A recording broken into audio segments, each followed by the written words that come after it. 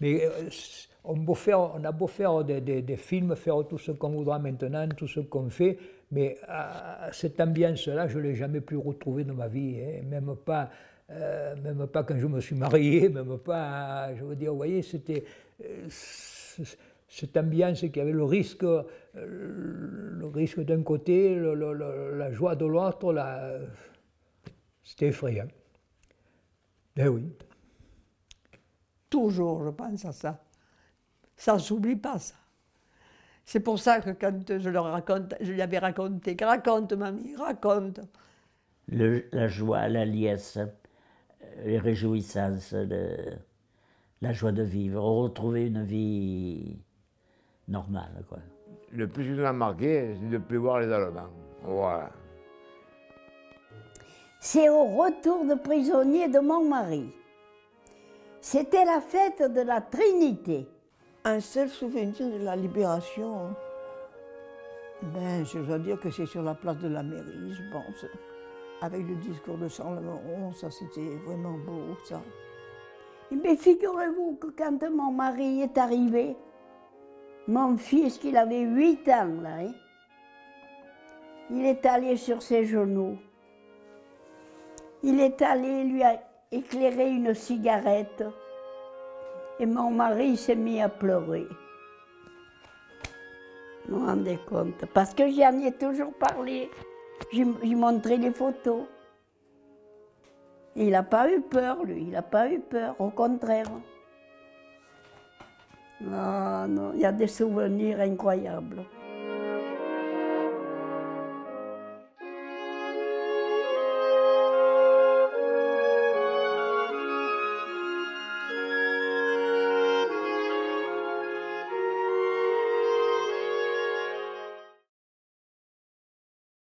Ben alors, moi, je suis né le 23 mars 1930 à Tarascon. Alors, je suis née d'ailleurs à Saint-Rémy le 22 juin en 16. Ce qui fait qu'à la Libération, j'avais 14 ans. Mon nom est Henri Nise. Je suis né le 26 novembre 1921 à Saint-Rémy, dans cette maison. Je m'appelle Miane, M-I-A-N-E, Miane, c'est le nom de famille, Roger en prénom. Et je suis né au moment de la pyramide le 25 août en 1924. Je suis né le 12 juin 1925. C'est bientôt, c'est le 4 aujourd'hui. Je suis née le 3 mars 1926. Mon vrai nom, c'est Joseph Honoré, parce que ma mère voulait m'appeler Laurent. Mais à l'époque, il fallait s'appeler tout le nom du grand-père. Dans cette maison, je ne l'ai jamais quittée. Mon papa, c'était un Mathieu. Ma mère m'appelait Lolo et mon père, il m'appelait le gardien. Je suis né en 25. Et la guerre, c'est 39. Oui, à partir de... J'avais 14 ans. Et au moment de la guerre, j'avais 16 ans, en 40. Je vais sur les 95 quand même. Il y en a qui me disent, ne te plains pas, tu n'es pas des plus malheureux. Il y en a qui sont gravataires, il y en a qui sont sur un fauteuil roulant. Toi, tu vas en salle de muscule, tu bois le pastis, tu fais la partie de pétanque. Il y a plus malheureux que toi. 14 ans, j'ai commencé à 14 ans. Et j'ai fait 4 ans de guerre. Moi, en 1944, ben 23 ans. Eh bien, mon nom de jeune fille, c'est Roumanille. Je suis née ici, dans ce mas. On m'appelle Zézé Ricard. Dans le pays et même dans la région, là, parce que j'étais connu grâce à mon accordéon, j'étais connu assez bien, quoi. Alors, je m'appelle Diva, Judith, Philomène, Brogy. Et je suis née le 18 décembre 1919. Voilà, je suis née en Camargue. J'ai 99 ans, je vous le dis déjà, ça fait un peu long, hein. Mais enfin, je suis encore là pour prendre le reste. Ben, j'avais 20 ans au début de la guerre, quoi, presque 20 ans. On a été occupés, on était zone libre par rapport à l'occupation. On a été occupés en 1942.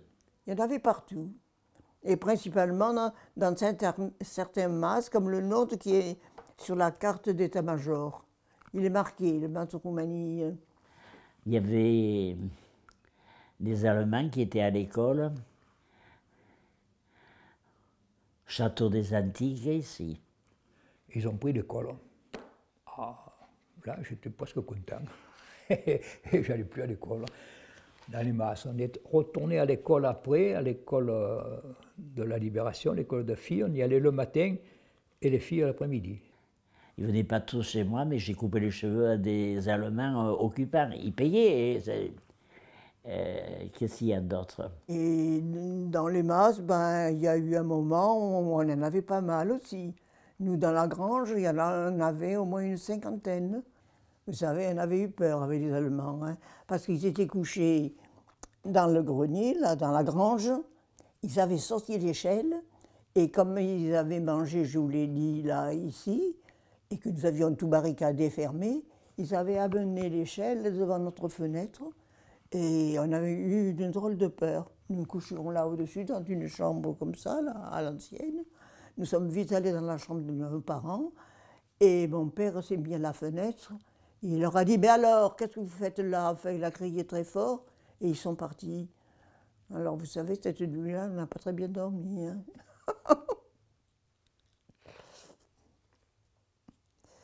Eh oui, ça c'est du temps passé. Il disait couper les cheveux, il disait Arschneid. Ça veut dire couper. Arschneid, kurz. Il portait les cheveux courts, même très courts. La tondeuse montait assez haut. On a été occupés au château. Il y a le château et la maison du régisseur. Il y avait des fours à pain. Et ils faisaient du pain pour toute la région, pour les Allemands, pour la commandante Tours. Et alors un jour, ils arrivent l'Allemand et il lui dit à mon père, voilà, on va occuper le château, il va arriver une vingtaine de personnes qui seront jeunes. Il a été très honnête et il a dit, voilà, vous avez une fille qui a 15 ans, ne la laissez pas, faites-la partir chez vos amis. Et je suis allée chez ses amis que j'ai parlé, que son fils voulait partir. Et je suis partie. On vivait sous le régime de Pétain. Il n'y avait pas de liberté, quoi. Il n'y avait plus... Pendant, pas 4 ans, mais pendant 2 ans, les Boches, là. Tous les dimanches matin, pour nous narguer, ils faisaient un défilé devant le monument aux morts. Et ils jouaient des musiques devant le monument. Ça, c'était pour nous narguer. T'as compris un peu? On faisait beaucoup de contrebande et ça passait bien. C'était curieux, on n'était pas contrôlé quand même. On avait déclaré qu'on avait 10 poules, mettons, il y en avait 14 ou 15 dans le poulailler. Ah, je vous en raconter une bonne des poulaillers. Voilà qu'un jour, pour le ravitaillement de Marseille, on reçoit qu'on devait donner 2 douzaines d'œufs par semaine au ravitaillement. Alors mon père, il me dit, Carmen, je me rappelle toujours, mais il me dit, les abrutis, je ne crois pas que j'ai donné mes œufs. Alors, parce que mon père, il prend les rien, et je me rappelle, il fait, monsieur le directeur, il fait, habitant au pied des Alpilles, j'ai eu la triste agonie que le renard m'a mangé toutes mes poules. Et on n'a jamais plus rien reçu. Et je n'ai pas donné un œuf au ravitaillement. Voilà. Je passais tous les jours devant Vallée, je voyais la sentinelle avec sa grenade à manche sur le ventre. Là. Bon, ça ne dérangeait pas. Et les gens vivaient méfiants entre eux. Mais on vivait, on riait. Mais le problème, c'était le ravitaillement. Au début, il n'y a pas eu de gros problèmes parce que il y avait des stocks que nous étions en pays de production. Puis tout de suite, ça a manqué et ça a été des problèmes de nourriture. Heureusement que les paysans, ils mangeaient à peu près normalement. Hein? Mais dans les villes, ils ont dû souffrir. Hein? Il y avait le petit train à l'époque de Tarascon et les gens de Montpellier, de Béziers venaient prendre ce petit train et puis on les voyait arriver dans les masses et on leur vendait quoi, ce qu'on avait, des haricots, Voilà comment ça se passait, ça. Figurez-vous qu'on mangeait un pain tout noir Il fallait avoir faim, hein. Il y avait la restriction, là. Oh, pauvre, on mangeait. Alors, en vente libre, il n'y avait pas grand-chose. Bon, les fruits et légumes, les tomates et toutes choses comme ça. Et il y avait une chose, le sucre était rationné aussi. Il y avait une chose qu'on prenait mes parents de temps en temps, qu'ils appelaient le résiné. C'était du jus de raisin concentré qui faisait comme du sucre, quoi. Ça se vendait, c'était libre. Le pain, alors les cartes de pain, elles étaient pointillées là. Et moi, quand je faisais les commissions, on en avait 7. Et la viande, c'est pareil. Alors il y avait des tickets. Alors le boucher, le ciseau découpé, on avait droit à tant. Et les enfants, alors ceux qui n'avaient pas 14 ans, j'étais classé, alors on était classé J3. Alors les J3, ils avaient droit à un peu de chocolat, un peu du lait, je crois, des choses comme ça, un peu plus que les aînés, quoi. Voilà. C'est pour ça qu'on avait baptisé le Gros des Jardins, qui faisait 120 kilos, on l'a baptisé J3 parce qu'il était énorme. Enfin, c'était une blague. On mangeait un peu comme on pouvait. On se faisait amis avec le boucher, le boulanger, l'épicier pour avoir un minimum hors les cartes de rationnement, quoi. Il fallait faire la queue. Il y avait des fois, quand la chevaline qui était en bas de la mairie, là, alors on allait s'asseoir sur les bancs, sous les arceaux de la mairie, et le garde, quand il y en a un qui sortait de la boucherie, hop, il y en a un qui rentrait, chacun son tour. Il y avait, moi j'ai beaucoup de femmes qui étaient là, et moi j'étais petit, je faisais la queue parce que mes parents ils se perdaient la matinée, quoi, ils avaient du travail. Et je prenais après la ration ce qu'on avait droit, ce qu'on m'avait recommandé de prendre, et naturellement c'était jamais des beefsteaks, c'était souvent de la daube ou des choses comme ça, quoi. Un tas de trucs, un tas de trucs. Il fallait s'organiser aussi. Et alors on mangeait un pain noir. Il n'était pas bon. C'était le cas de dire qu'on avait du pain noir, hein, là. Et il y avait, au même endroit où on faisait le bal clandestin, c'était la maison de Mistral Bernard, au jardin, là, qui est en grande, là, après chez nous, là, après la petite route des Ragues. Il y avait, comment il s'appelait, Tardieu le boucher. Il venait dans cette maison, on allait lui aider, il emmenait une vache ou un taureau, il le tuait, il l'écorchait, il le dépeçait, là, c'était fait au marché noir. Il allait au réal laver, on lui aidait à laver au réal, laver les tripes, les choses comme ça, dans le réal qui était à l'époque propre que maintenant. Je me souviens qu'alors il nous donnait, quand on y allait aider, les tétines de vache. Ma mère les faisait arranger que c'était extra. Pendant la guerre. Maintenant, un jour, j'ai demandé au boucher, qu'est-ce que vous en faites? Il m'a dit, on les met dans les vol-au-vent, des trucs comme ça. 44, 43, je suis au bistrot, il y a la femme d'un collègue qui arrive au bistrot, la mère d'un collègue qui arrive au bistrot, et il dit, devant le magasin, ils avaient un magasin d'armurerie. Il s'est arrêté un quart, il va y avoir une rafle de la Gestapo. Et le problème était pour les jeunes qui devaient partir en Allemagne pour faire un service obligatoire. Moi, j'en ai été dispensé parce que j'étais dans l'agriculture et qu'il fallait nourrir tout le monde. Et mon père, il vient dans la cuisine, il me dit, ils y sont dans le magasin, c'est des types de la Gestapo. Il me dit, c'est pas méchant, c'est pour aller travailler du côté de Salène de Giraud, Sainte-Marie-de-la-Mer. Il me dit, vas-y, il me dit, ça te fera des vacances, et puis ils vont pas te garder. Je vais écouter mon père. C'est pas qu'il était collaborateur, loin de là. Alors je viens ici, je vois les types, je pars avec eux, et je vais au car qu'ils avaient pris de l'école. Là.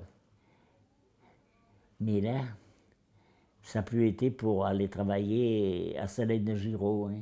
C'était pour aller à Marseille, prendre un train spécial, si on peut dire, aller en Allemagne pour le STO, service du travail obligatoire. Oh putain, j'ai dit, tu n'es pas sorti encore.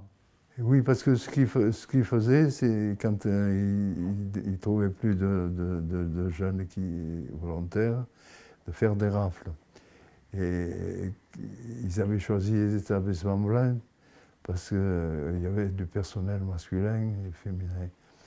Alors nous sommes partis, tous les hommes, par la fenêtre d'un bureau qui donnait sur la voie ferrée. Et moi, je me suis caché dans le cabanon de mes tantes. Le soir, mon oncle Toto est venu avec des pliants et nous avons passé la nuit là jusqu'à ce que la vie reprenne son cours normal. Mon père, il est venu, et au directeur de l'opération, en somme, il lui a parlé, il n'était pas encore au sou, sur le soir, il était impayé, ce mec. Et il lui dit, c'est lui qui tient le salon de coiffure, moi je suis âgé, il me rend service, si vous me le prenez, ça va. Il a eu un bon mouvement, le mec, je ne sais pas pourquoi. Il m'a lâché. Voilà le souvenir qui m'a le plus touché de l'occupation allemande, quoi. Comme distraction, ah ben peu cher, il n'y avait pas grand-chose. Hein. Si, il y avait, non, il y avait la radio. Alors là aussi, la radio, elle était cachée. La radio de Londres, et qui nous disait radio allemand, Paris, radio Paris est allemand, mais radio Paris est allemand. Ça, je m'en souviens. Bam, bam, bam, nous, les Français parlent français. Paris ment, Paris est allemand. Ça, je me rappelle. Et c'était Robert Schumann qui, tous les soirs, il nous disait les événements. Et on écoutait doucement, il fallait. Oui, il n'y avait que la radio, là. Et mon frère, qui faisait danser avec son accordéon, il fallait se cacher aussi.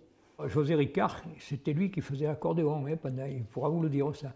Et lui, là, il y avait cette remise qui était grande, alors ben, ils annonçaient que ça se propageait par téléphone arabe, quoi, hein, les gens se le disaient les uns aux autres. L'entrée était payante pour les garçons, pas pour les filles, je crois, si je me rappelle bien. Nous, on était petits, on pouvait rentrer. Non, au début, j'étais tout seul. Et puis, on avait formé un petit groupe, là. Il y avait un dénommé Cabassu, Étienne Cabassu, alors il chantait, lui. Puis, il y avait Coulon, oh, pétard. Ah, mais Thor, pas fort, Thor. C'était le premier batteur, c'est parce qu'il y en a eu d'autres après. Louis Véran. Véran, au saxo, oui. Et qu'est-ce qu'il y a au piano? Il y avait Bonafous. Et moi, à l'accordéon, voilà. Et ça se disait dans Saint-Rémy, oh, il y a le bal au jardin, tout le monde descendait au jardin. Après, ils l'ont fait à la Galine, je ne sais pas où. Moi, au jardin, je savais que c'était pas loin de chez nous. Nous, on allait à pied promener, là, on n'était pas loin. On allait voir les gens qui dansaient, tout ça, c'était... Alors, il y en avait un qui faisait le guet, au cas où il arrive un Allemand, là, enfin. Et alors, de suite, quand il y avait quelque chose de suspect un peu, l'accordéoniste disparaissait. Et il demandait, mais l'accordéoniste, où il est?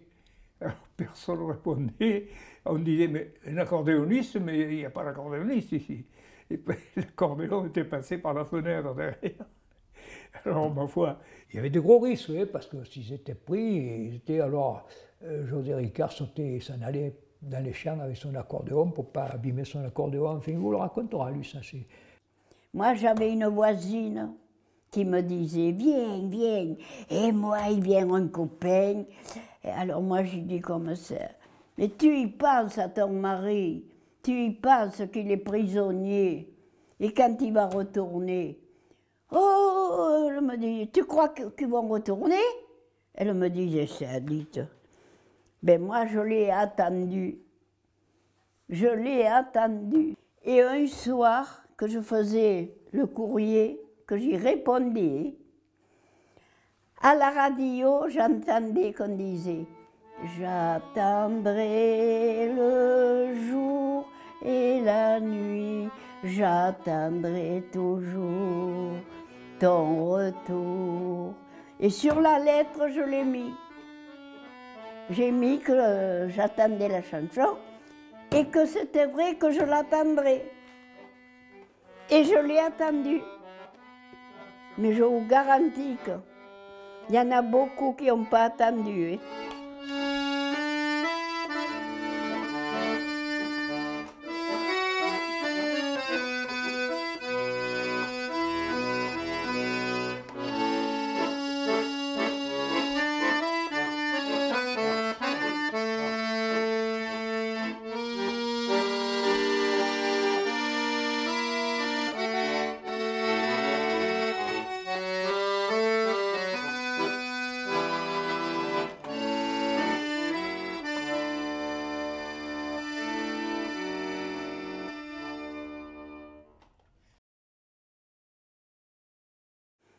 C'est là que je vous dis, il y a eu des Français qui ont vendu les Français. Ça a été une catastrophe. Catastrophe. Alors, un bon matin, on se lève, ma mère se lève, on se lève tous, on prend notre petit déjeuner et on voit arriver un monsieur avec une valise. Ce monsieur, c'était le frère à maman qui avait 26 ans. C'était Delphes Novi et qui savait sauter du train à Tarascon pour ne pas aller en Allemagne travailler à Hambourg. Un beau jour, au bout de quelques mois, j'étais toute seule à la cuisine et papa et maman étaient allés chercher du pain quelque part chez les voisins. Moi, j'étais toute seule. Je vois arriver 4 messieurs. Un monsieur qui était grand, alors il me dit, il parle français, mais il me dit, je suis anglais. Je viens de... Cette nuit, nous avons débarqué. Ah, c'est difficile. Nous avons débarqué, voilà, ce sont mes copains et nous sommes partis des résistants. Alors mes parents arrivent. Ils me disent, mais qu'est-ce que tu fais là-bas? Mais je dis, tu vois maman, il y a des résistants qui sont là, il y a un Anglais, ils cherchent quelqu'un. Alors, ils ont mangé, comme il faut, des pois chiches, ma mère avait fait, puis ça, puis les servait, tout ça. Quand ils ont eu fini de manger, vers 3 heures de l'après-midi, on voit arriver un camion d'Allemands en faisant semblant de venir chercher ces messieurs. Ils nous ont dit, mettez-vous en ligne. Alors, mon père et ma mère, avec ma sœur sur les bras, sont partis en courant. Mais moi, j'ai dit, moi, je reste là. Alors, il me dit, et alors? Mais j'ai dit, alors? Je suis allée vers lui et j'ai baissé la mitraillette. J'ai dit, moi, mais pas mes parents.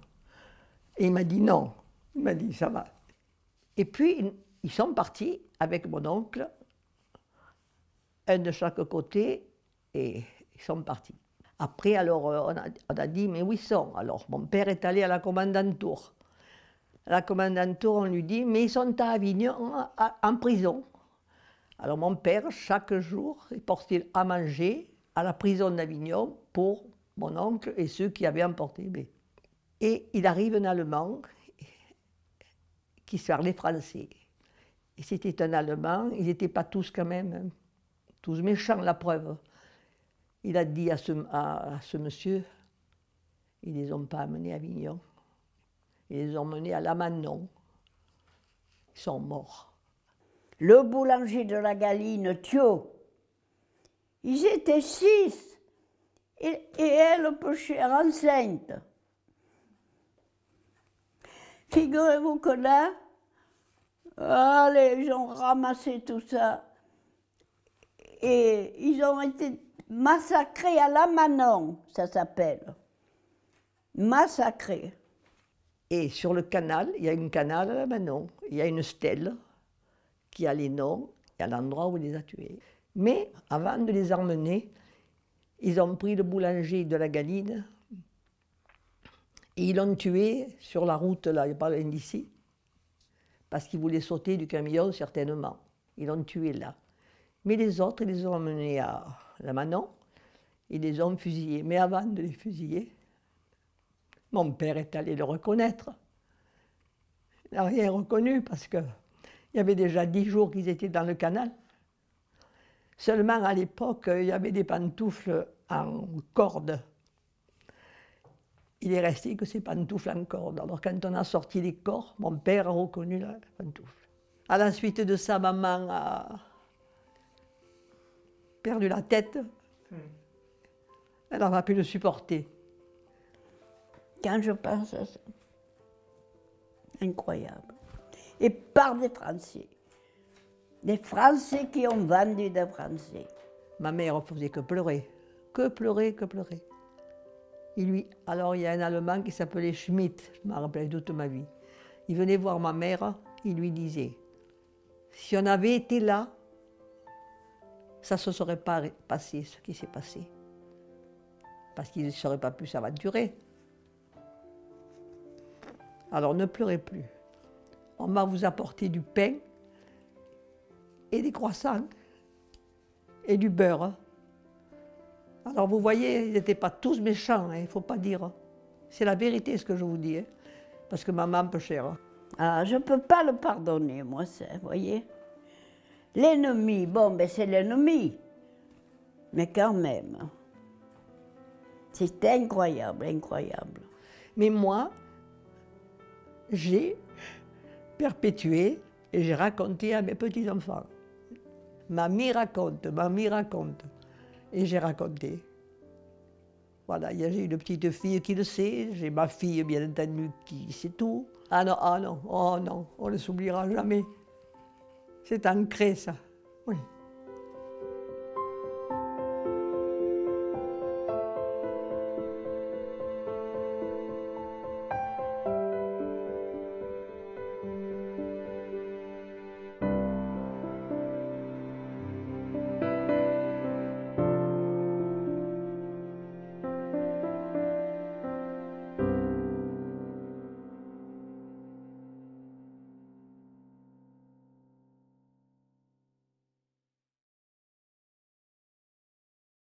Quand ils ont commencé à partir, oui, on les a vus bien avant, bien quelques jours avant, on voyait qu'ils étaient pas tranquilles, quoi. Les avions de chasse tournaient sans arrêt, les avions américains. Il y a eu ces camions qui s'étaient remisés chez nous, qui ont été mitraillés. Il y a eu qui avaient fait sauter le dépôt de munitions. Mon parent il me disait, mon père, il avait fait la guerre, il disait s'ils font ça, c'est qu'ils s'en vont, ils ne vont pas rester. À Fontvieille, oui, le dépôt de munitions de la marine, qui existe toujours d'ailleurs. Alors, je me rappelle que tout a tremblé. Vite, mon père et ma mère, on était au fond de ce côté qui n'avait pas d'isolement, de ce côté-là, de tous les rochers. Et c'est là que mon père disait non, il n'y a pas besoin de le trancher, ils s'en vont, ils ne vont pas faire la guerre, il n'y a pas besoin de trancher. Donc, tu as eu ça d'un coup, le ciel s'était embrassé de rouge, c'était dans les. C'était le début de la nuit. Et à ce moment-là, on bombardait. Alors il fallait se lever la nuit et aller se cacher dans les ruisseaux, dans les fossés. Il y avait l'alerte. Dans tous les masses, on avait des tranchées.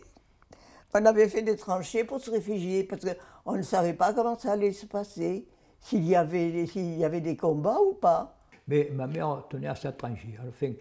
Alors mon père il faisait la tranchée en provençal, parce que là c'était tout en provençal. Il disait toujours, 4 ans que j'ai vécu là-dedans, maintenant il faut que j'en fasse une, enfin ça le faisait.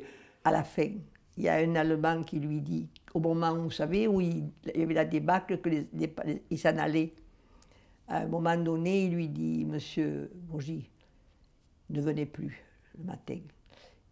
Ils sont fous, laissez. Eh bien, il a été gentil, oui. Ils avaient pris n'importe quel moyen, vous savez, les bicyclettes, d'attelage, n'importe quoi, pour s'enfuir. Ce qui fait que ça c'est... On avait craint le pire, mais il n'y a pas eu de combat. Ils sont partis comme ça. Ils ramassaient tout ce qu'ils pouvaient. Et alors, mon voisin, c'était mon parent même, c'était un cousin, il arrive, il me dit, il y a la débâcle, ils prennent tout, les bicyclettes, tout. Nous avons appris qu'il y avait eu un débarquement cavalaire. Et là, tout de suite, nous avons pensé que ça aurait des conséquences sur la vie pour nous. Premièrement, les Allemands, qui ont été plus nerveux, qui partaient. Alors moi, j'avais ma bicyclette dehors. Ils vont te la prendre. Alors moi, qu'est-ce que j'ai fait? J'ai eu une idée. Et il y a eu des bombardements sur Tarascon, sur Arles, sur Avignon, très, très importants. Ils faisaient le tour, Istres, les voies de chemin de fer, Orgon, le pont de Bompin, Avignon et Tarascon, et puis sur Arles. Ils volaient à 3000 mètres, paraît-il. Et de 3000 mètres, pour viser une gare, ils mettaient un peu large. C'était... je l'ai dégonflé. J'ai dégonflé les roues, et quand ils sont arrivés, capoute, ils n'ont pas prise. Incroyable, incroyable. Ils n'ont pas prise, dites, parce qu'on l'avait dégonflé. Oh non, un tas de trucs, un tas de trucs. Et puis, il y a une chose qui est extraordinaire aussi. C'est le 15 août, l'après-midi du 15 août. Il y avait... C'était férié quand même ce jour-là, pendant la guerre. Et vers les 3 heures de l'après-midi, au jardin, hop, putain, on voyait alors... on voyait de la fumée qui montait sur Saint-Rémy. Aïe, aïe, aïe. Alors, ma mère n'était pas là. Mon père, on avait pris les bicyclettes, on était parti voir. Toujours pareil. Il y avait, parce que les Allemands, ils avaient plus de ferraille pour charger leur essence. Donc ils mettaient leur essence dans des fûts en bois. Le camion, il avait manqué son virage, il s'était renversé devant le café de la Bourse. Et les nourrices d'essence avaient roulé, je ne sais pas si vous avez vu la salle de la boîte de nuit, c'était en contrebas. Les nourrices d'essence avaient roulé là, ça avait pris feu, c'était une remise d'expéditeur, les emballages tout brûlés. Et voilà qu'il y a un camion qui avait été mitraillé dans la cour, là. Quand il est arrivé à Saint-Rémy, quand il a tourné là, il y a un fût qui est parti, et heureusement qu'il n'y avait personne, il a éclaté devant la bourse, d'un coup la bourse, tout a été un feu. Alors quand on est arrivé, nous, oh là là, les gens, le commerce, tout, ce paquet de maisons, tout le monde croyait que le paquet de maisons allait brûler. Il n'y avait pas les pompiers comme maintenant. Puis non, ça c'était, ils avaient réussi à restreindre, le café de la Bourse avait été abîmé, mais enfin pas de plus, quoi. Et on a entendu un bruit, moi je suis allé voir, tout brûlé là. Là, et ça, c'est peut-être vers le 16 ou 17. Et l'Allemand, il avait tellement peur qu'il ne s'est même pas arrêté.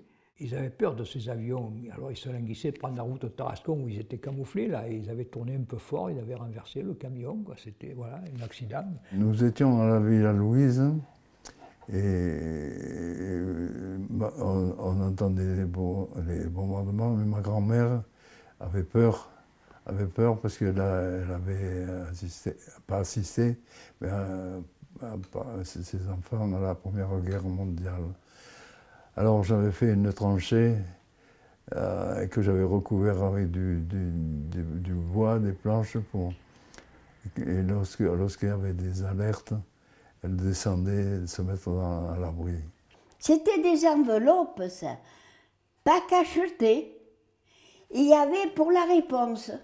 Et un jour, je reçois un courrier qui m'écrit en provençal pour que l'ennemi ne comprenne pas.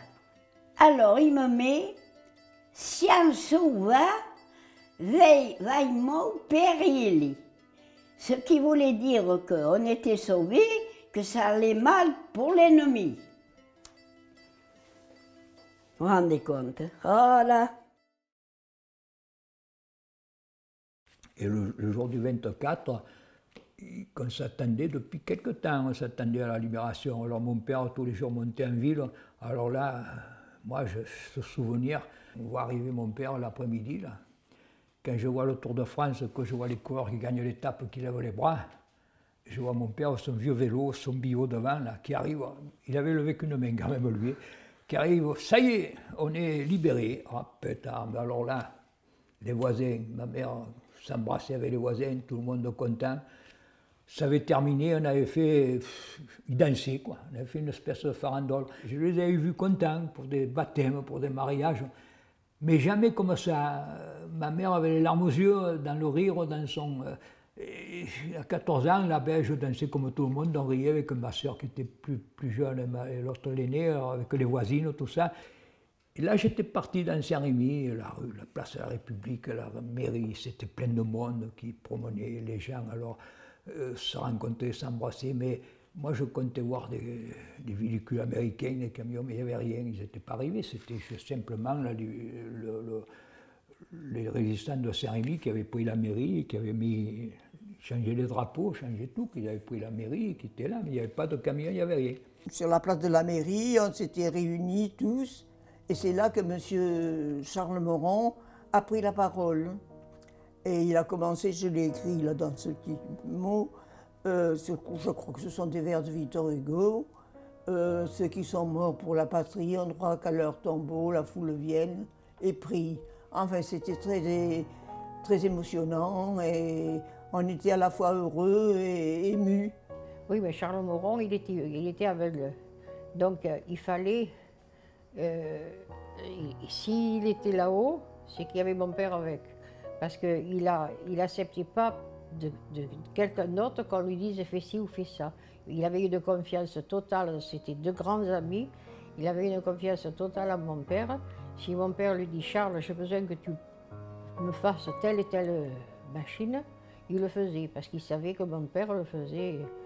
Mais là, alors, les gens avaient déterré leurs fusils, beaucoup, ils arrivaient en ville avec le fusil, ma foi.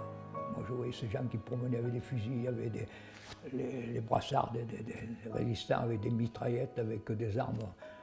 Les fusils de chasse, ils sont tous sortis de partout. De partout, tous ceux qui avaient des fusils de chasse, ils prenaient ce qu'ils mettaient d'habitude et ils sortaient avec ça. Nous, on a fait 7 prisonniers le Mans. On n'en a pas tué un. Au contraire, on est un qui s'appelait... Ça m'en reviendra. Guillaume, il a eu des vaches, on est cherché une vache, on a tué une vache, on voulait faire manger. Donc nous, on n'est pas des assassins. On aurait pu les tuer, mais pourquoi faire? On ne voulait pas les tuer. Les jeunes avaient fabriqué, avaient fait les fusils pas de Fernandel, d'Hitler. Avec de la paille, des vieux pantalons, et ils avaient bien fait les moustaches, ça y ressemblait beaucoup là. Ils avaient fait le tour de ville avec ça, bientôt ils s'amusaient comme ça. Et puis ils l'ont pendu. Alors à l'église, il y avait 2 réverbères. Il avait pendu là, et moi j'étais toujours pareil, je venais voir ça. Ils allaient le brûler comme on brûle comme un tramp pour Mardi Gras. Et là, il y a un homme qui était sorti de la foule. Oh, attendez, mes bottes. Effectivement, il y avait des bottes en cuir qui étaient à l'époque, c'était quand même une grosse valeur. Il était allé sauver ses bottes et ils avaient brûlé les fusils d'Hitler là. Et c'est qu'après, au bout du 3e camion qui avait passé, là, qu'on venait d'applaudir tout, qu'on entend ces huées, cette foule qui huait, qui sifflait. On était au boulevard Gambetta, où ça se passait devant le café Riche, tout ça là. Moi, ça a été bizarre parce qu'il y a eu un sentiment général de méfiance et de vengeance contre toutes les personnes qui avaient travaillé ou qui avaient collaboré avec les Allemands. Mais il faut dire qu'après, il y en a qui ont arrêté les miliciens de Saint-Rémy. Et il y en a qui voulaient, parce que de partout, Château-Renard, quand on partait les miliciens, on les fusillait. Et nous, à Saint-Rémy, la majorité, il ne faut pas les tuer. Les miliciens, c'était un organisme créé par les gens qui soutenaient Pétain, et c'était pour lutter contre la résistance. Et au moment de la libération, ils ont eu très peur. Hein. Alors ils se sont cachés derrière la mairie dans une espèce de, comment dire, pas de cave, mais je ne sais pas si ça existe toujours, ça. Alors ils nous ont fait un genre de référendum pour voir un peu ce qu'on en pensait. Et moi, j'ai dit, moi, s'ils n'ont rien fait, il y a assez de morts comme ça, même que j'ai que 20 ans, j'ai pas voté, mais enfin, j'ai dit, moi, je ne suis pas d'accord, voilà. Et c'est là que mon père disait aux jeunes, ne faites pas les idiots, il y en a beaucoup qui n'ont rien fait, vous ne les tuez pas. Ça je m'en rappelle, parce que j'ai dit, mais pourquoi tu veux qu'ils les tuent? Ah ben, il m'a dit, tu vois pas, on les monte, et ceux qui les montent, ils n'ont rien fait pendant la guerre. Ah ça, je m'en souviens, alors là, parce qu'alors, il avait une colère. Oh, je ne l'avais jamais vu comme ça. Et la foule qui était là, ben, vous savez, la foule, ce que c'est, hein, c'est une fois partie, on ne la tient plus, quoi. C'est terrible, même. Et alors, tous les résistants venaient devant la porte, leur criaient, enfin, mille insultes, les menaçant de tout. Et il a fallu la sagesse de M. Moron pour venir les calmer un petit peu. Et Saint-Rémy, je crois bien que il me l'a toujours dit, papa, que c'était un des pays où il y a eu le moins de morts ce jour-là. Alors on les a fait sortir Et on les a emmenés en prison à Arles pendant quelque temps. Voilà, c'était une chose réglée, ça. En tout cas, ce que je me souviens, vous savez qu'il y a eu des collaboratrices. Alors, à la Libération, on les a tendues, celles qui allaient avec les Allemands. Les femmes qu'on transportait dans la ville sur une charrette, à demi dévêtues, et on leur avait coupé les cheveux, enfin le crâne nu. Mais il y en a une que comme elle collaborait et qu'elle se montrait de partout en disant « Moi, je peux vous faire partir en Allemagne ». Elle était le beau manteau en fourrure. Et on l'a descendue, celle-là, la Libération. Elle avait eu des relations un peu trop aimables avec l'occupant. C'est la seule qu'on a descendue, au canal, elle, là, au canal. Je trouvais ça un peu triste, mais j'avais trouvé que de collaborer comme ça avec les Allemands, enfin de cette manière, c'était pas très bien non plus. Hein? Je crois que dans les guerres, pas vrai, dans les guerres, on ne voit rien de beau. Finalement, on ne voit rien de beau. Eh oui. C'est arrivé que le lendemain. Alors le lendemain, la première véhicule que j'ai vu arriver, c'était une Jeep. C'est les Américains qui nous ont sauvés. Oui, oui. Ah, les Charliers, ils sont arrivés 3 jours après. Ah, c'est pas pareil, là. Alors là, ça a été encore pire. Mais ils sont arrivés 3 ou 4 jours après. Oui, ils passaient sur la route de Mayenne. Ils ont traversé Saint-Rémy et ils ont pris la route de Mayenne, traversé le quartier des Jardins. Ils étaient nombreux. Alors, figurez-vous que c'était toute une armée, là. La foule était là, ils applaudissaient. Ça, j'étais au boulevard Gambetta, moi, là. Et on voyait tourner ces camions. Et ils avaient jeté, j'avais réussi à taper un chewing-gum. Que je ne savais pas ce que c'était qu'un chewing-gum. J'étais arrivé chez mes parents avec...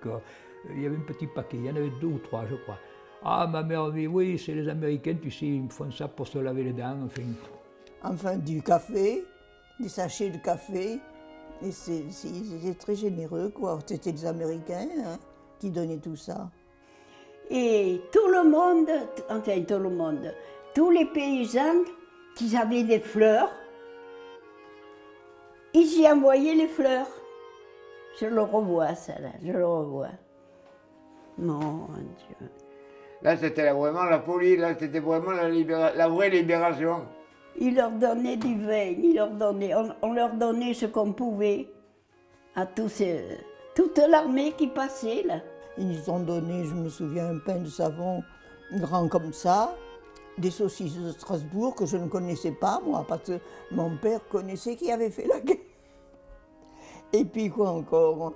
Les gens me regardaient, ah, tu as la chance, tu as pris des chewing-gums, tu vois, eh ben oui. Mais moi, j'ai vu un morceau de chocolat, l'autre, j'ai vu 3 cigarettes, vous savez. Mais il y en avait quelques-uns qui disaient, on vous libère, ils criaient.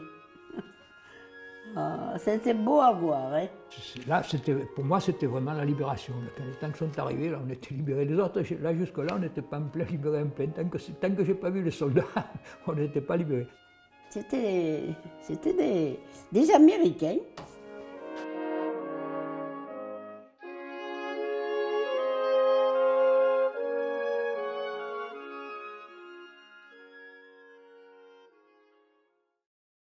Et comme je voyais que je ne pouvais rien faire sur place, je me suis dit, mais c'est peut-être le moment de partir avec les Français. Ils sont arrêtés, alors l'armée avait mis bas de la traversée du Réal chez Chabanier, où il y a Noailles, l'ambulancier. Ils avaient fait un bureau là, et les jeunes sont allés là, se sont engagés. Là, ils mettaient leur initiale, leur nom, tout. Ils s'engageaient pour la durée de la guerre. Il y a eu d'autres amis qui sont venus, comme Mendes, ou Vallée, ou Robert Leroy. Je suis le dernier, il ne reste plus. Ils ont monté dans les dans les camions. Alors ce convoi là n'est pas parti sur Tarascon, il est parti, ils ont resté quelques jours au mas du juge à Mayenne. Tout de suite, il a pris mon engagement et j'ai été nommé dans un régiment d'artillerie. Je repartais, c'était une autre vie. Alors il y en a qui ont remonté le Rhône, ils s'étaient partagés, il y en a qui ont remonté le Rhône sur la rive gauche, d'autres sur la rive droite. Là.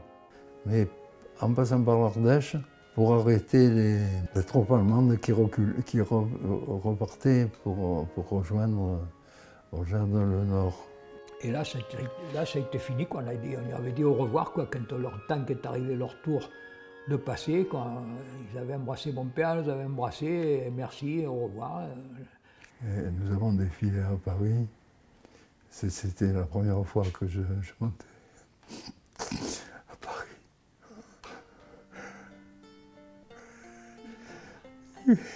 Et quand je suis passé devant l'Arc de Triomphe, je pensais que j'avais réalisé mon rêve.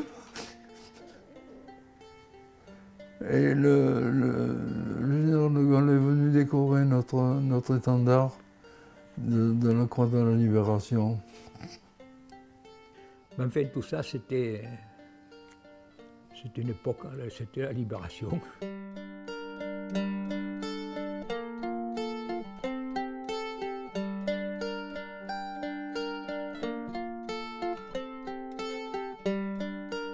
Aux jeunes d'aujourd'hui, ben, je leur dirais d'être d'abord, premièrement, d'être correct. Profiter au maxi de la vie, quoi. D'être correct et de respecter, le respect. Ben moi, je pense qu'il faudrait voir l'avenir en s'aidant les uns les autres. Aux générations qui n'ont pas connu la guerre. De vivre au moins en paix et souvent pas de haine. La haine, c'est terrible. Je peux vous dire que je suis pour l'Europe, enfin, si c'est possible. Je suis pour l'union des peuples. Ah, pour les jeunes de maintenant, eh ben, il faudrait qu'ils se rappellent tout ce qui s'est vu, tout ce qu'on a fait pour essayer de ne pas recommencer. Et qu'on cultive un peu le souvenir de ces choses pour essayer que les jeunes se rendent compte de ce qui s'est passé.